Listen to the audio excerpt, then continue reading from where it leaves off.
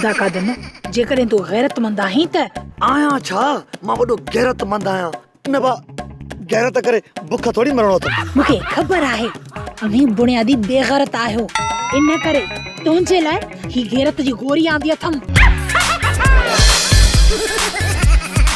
मारींदीअ छा ही वठ पिस्टल इहा मूंखे केले जी फरी मारे आणे ॾे केले जी फरी केड़ी केले जी फरी इहा ई जेका असांजी रोज़ीअ ते लत ॾियण आई हुई भाॼा इहा त पंप जी फरी आहे इहा फरी इन रात जे पेट में मूंखे फ्राई करे आणे ॾे मूंखे मारे आणे ॾे बाप किड़ी मां फरीअ खे गोलियणी फ्राई करे चा पोइ अदा खां गॾु वञी जेल में जंड पियां न दी भाॼा ई न इनखे मारण जा ॿिया बि तरीक़ा खोड़ आहिनि कहिड़ा कनौर ते कर छो हिते त केर बि न आहे भाॼा ई चवंदा आहिनि त गांइ मिटीअ खे बि कन हूंदा आहिनि कनौर ते कर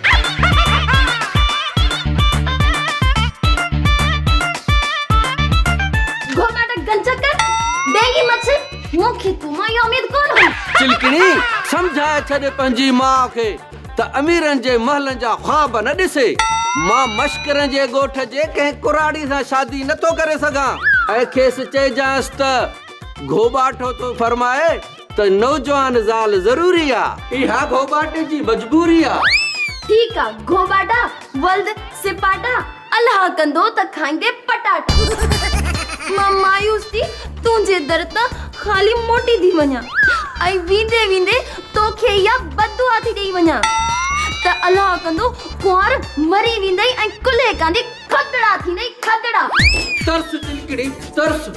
चओ घोॿाटा छा थो चमी वेंदे वेंदे हिन दिलि जी आह ॿुधंदी वञ चओ चपातीअ मुहांडा छा थो चमी माणे मूंखां वॾी आहे अखियुनि खां बि जॾी आहे मूं वटि माल मिल्कियत मॾी आहे जेकॾहिं तूं मूंसां शादी करीं त मुंहिंजी हा चाचा घोॿाटा गोली हणी हा पर इहा गार न ॾी हा मां त तुंहिंजी धीअ थियण थी चाहियां मेहंदी आहे मर्ज़ीअ जी जेकॾहिं क़बूल अथई त ठीकु आहे सीन बि पूरो थियो हाणे तूं वञी सघें थी सोप सीरियल मश्करनि जो ॻोठ सीज़न 2 जा तमाम एपिसोड्स ॾिसो हाणे HD क्वालिटीअ में विज़िट करियो असांजो YouTube channel Sindh TV HD drama.